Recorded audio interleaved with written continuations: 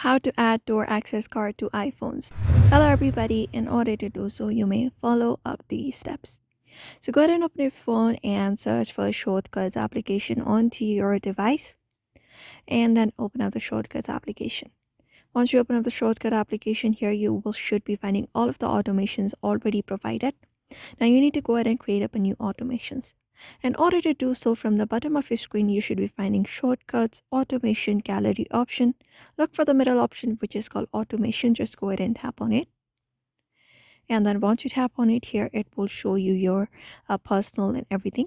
So in order to create a new one, you may tap on the plus icon at the top right corner. Once you tap on top right corner here, you will be finding different automation that you can set up. So you need to scroll down and look for the option called NFC.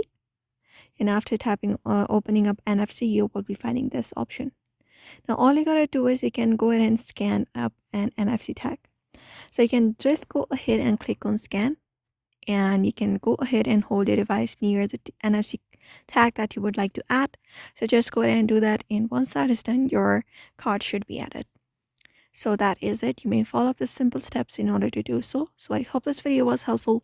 Give it a thumbs up and subscribe for more tips and tutorials, and we will see you on the next video.